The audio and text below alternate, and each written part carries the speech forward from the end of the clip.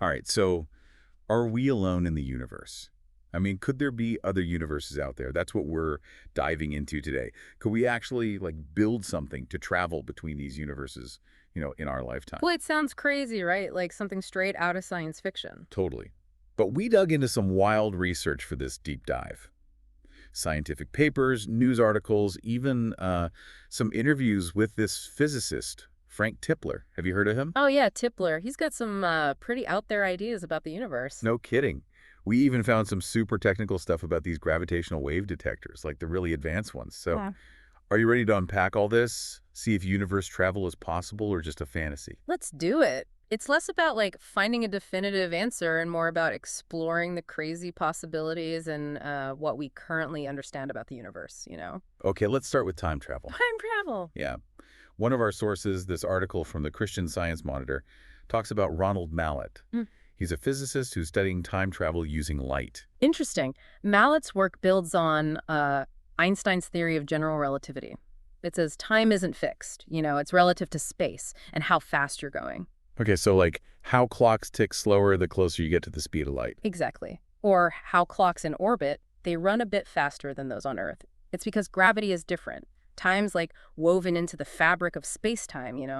So time travel is possible, Mm-hmm. at least in theory. According to general relativity, yeah. The real question is how to make it happen. Well, how does Mallet think we can do it? Mallet thinks if we could create a super strong artificial gravitational field, it could, like, warp space-time enough to make what physicists call closed time-like curves. Closed time-like curves. Yeah, basically paths through space-time that loop back on themselves, they could potentially let us travel back in time. Whoa. So how do you create those? He's thinking about using this thing called a photonic crystal. It can make light circulate, creating tons of energy that might actually twist space-time. Like, imagine light so strong it bends space around it. That's wild. But like, is that even possible with today's technology? The theory is there, but the engineering, that's a whole other challenge. We'd need to control gravity in a way we can't even dream of right now. Okay, so time travel, maybe, maybe not. What about the multiverse? We've got Frank Tipler's take on that. Remember, he's the guy with the really bold Oh ideas. yeah, Tipler. He thinks the universe is expanding faster and faster because of this thing called the cosmological constant. It's a little stronger than the Higgs field, which gives stuff mass. Right. So to stop the universe from expanding like crazy, we'd have to like reverse how matter is created. Basically, yeah. Yeah. Tipler says we'd have to annihilate matter. A pretty radical idea, right? And it gets even weirder. He says things we thought were constant, like the fine structure constant. Which determines how strong the electromagnetic force is. Right, that. He thinks they might change over time, showing where we are in the universe's history. And that idea plays into the multiverse concept, the one from quantum mechanics. Like, what if there isn't just our universe, but a whole bunch of universes, each with its own laws of physics? A multiverse. That's mind-blowing. So if there are all these universes, could we, like, jump between them? We're getting into seriously speculative territory here, but the fact we can even ask that question shows how much we've learned about the universe. Totally. Okay, before we go too far down the rabbit hole, let's talk about Tipler's resurrection as a computer simulation idea.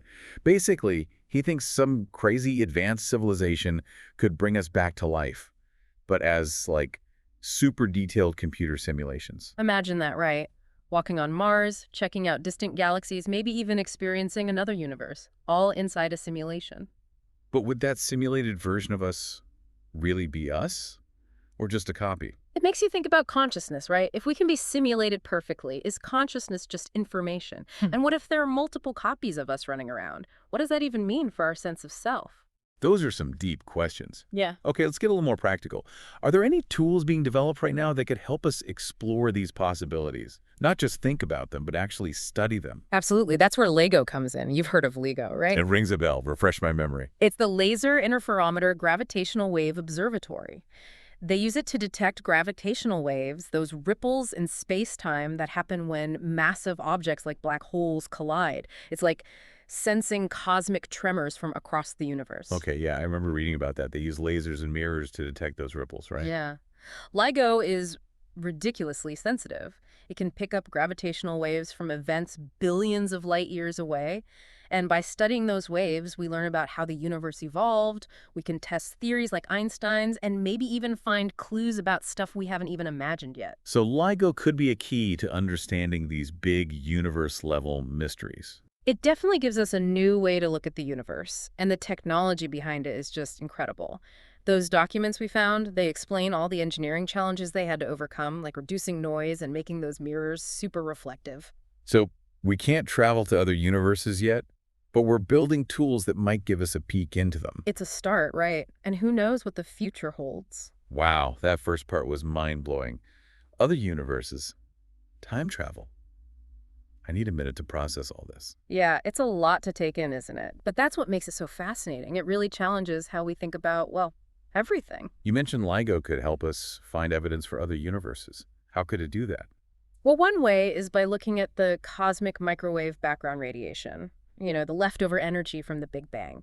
We might find patterns in that radiation that we can't explain with, like our current physics. Like weird ripples or something? Exactly. Anomalies that could hint at other universes interacting with ours. It's not like seeing another universe directly, but more like studying its shadow. Oh, I get it. So we're looking for clues, like shadows or echoes from these other universes. Right. It's still early, but it's a pretty cool idea. Okay, let's go back to Tipler's idea about resurrection as a computer simulation. Yeah, it's a bit creepy, to be honest. Yeah, it raises some ethical questions for sure. Like, who gets to decide who gets simulated? And would a simulated person have the same rights as a real person? And what about abuse? Could someone create simulations just to exploit them or use them for, like, entertainment? That's messed up. It's like opening a Pandora's box of problems. Totally. We need to think about these ethical issues now before this technology becomes a reality. Yeah. We need rules, guidelines. Yeah, we can't just rush into this stuff without thinking about the consequences. Okay, but let's get back to the practical side of things. How do we actually get from talking about universe travel to, like, making it happen? Well, that's the big challenge, right? We need major breakthroughs in a lot of different areas, especially physics. So what are the biggest hurdles? Where do we even start? Well, gravity's a big one. We talked about wormholes and warping space-time, but we still don't fully understand how gravity works, especially at the quantum level. You mean how gravity works with tiny particles? Right, like how it fits in with quantum mechanics. We need to find a way to unify those two theories. So we need, like, a new theory of gravity that works with quantum mechanics. Exactly. That would be a huge breakthrough. It could open up all sorts of possibilities for controlling gravity and space-time. Okay, so that's one big hurdle. What else? Dark energy. We know it's making the universe expand faster and faster, but we don't know what it is or how it works, if we could figure that out. We could maybe harness it to, like, create wormholes or warp space-time? It's a possibility, yeah. Dark energy seems to have a repulsive gravitational effect, which could counter the pull of gravity and maybe stabilize wormholes, but it's super powerful. So messing with it could be really dangerous. Oh, yeah. We could trigger some kind of cosmic disaster if we're not careful. But the potential payoff is huge. It's definitely worth exploring, but carefully, very carefully. So quantum gravity, dark energy. What about the actual spacecraft? What would we need to build something that could travel between universes? We'd need some crazy materials, that's for sure. Materials that can handle insane forces and temperatures. Like way stronger than anything we have now. I mean, way stronger. We're talking about surviving wormholes and warp space-time. That would require materials with properties we haven't even discovered yet. Super materials. Sounds like science fiction. It does, but think about it. 100 years ago, people couldn't imagine smartphones or self-driving cars. Now they're everywhere. Technology moves fast. Yeah, good point. Okay, but what about the mindset? Do we need to change how we think about the universe to make universe travel happen? I think so, yeah. We're kind of stuck in this human-centered view of things. You mean we assume everything revolves around us? Yeah, we assume the universe is made for us. We need to be open to the idea that other universes might be totally different, with life forms we can't even imagine. They might not be friendly to us or even understandable. It's humbling, isn't it? Realizing how small we are in the grand scheme of things. But it's also exciting. It means there's so much out there to explore, so much to learn. It's a pretty awesome thought. Yeah, it is. All right, we're back for the final part of our deep dive. We've talked about time travel, multiverses, even bringing people back to life in simulations. It's been quite a journey, right? No kidding. But now the big question. how do we actually make universe travel a reality? Like, what needs to happen? But well, that's the million-dollar question, isn't it? Unfortunately, it's not going to be easy. It'll probably take a bunch of breakthroughs, like across a whole bunch of fields. Not just physics, but materials, science, engineering, the whole shebang. Okay, so where do we even start? One big thing is gravity. We got to figure out how to really control it. We've talked about wormholes and all that, but honestly, we're still just scratching the surface, especially when it comes to gravity at like the tiniest level. You mean how gravity works with those super tiny particles? Quantum stuff. Exactly. We need to figure out how gravity and quantum mechanics fit together. That's one of the biggest mysteries in physics right now. So we need a whole new theory of gravity. Pretty much, yeah. Uh, One that works with quantum mechanics. If we could do that, who knows what we could unlock? Yeah. Maybe even control over space-time itself. wow. Okay, so that's gravity. What else? Dark energy. We know it's making the universe expand faster and faster, but we have no clue what it actually is or how it works. So if we could, like, figure out dark energy, could we use it to warp space-time or create wormholes? Some physicists think so, yeah. Dark energy seems to push things apart, kind of the opposite of gravity. So maybe we can use it to counter gravity's pull and make those wormholes stable. But isn't messing with dark energy kind of dangerous? Oh yeah, super dangerous. It's incredibly powerful, so we could really screw things up if we're not careful.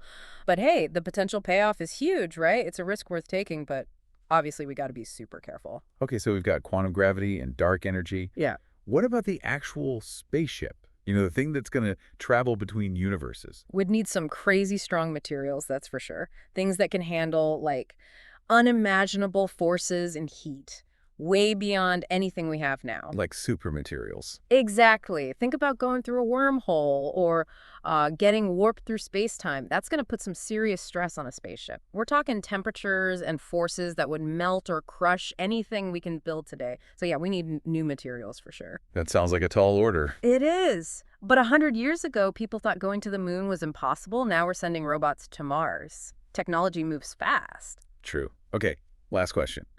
Besides all the sciencey stuff, do we need to, like, change how we think about the universe to make universe travel happen? That's a good question. Yeah, I think we do. Right now, we tend to think that everything revolves around us, humans. But what if other universes are totally alien to us? What if the life there is so different we can't even comprehend it? It's kind of scary, right, to think about how little we know. A little scary, but also exciting. There's so much out there we don't know, so much to discover. Universe travel, if we can ever pull it off, will totally change how we see ourselves and our place in, well, everything. I love that. It's a reminder that we're still just getting started. There's so much more to learn and explore. Well, that wraps up our deep dive into universe travel.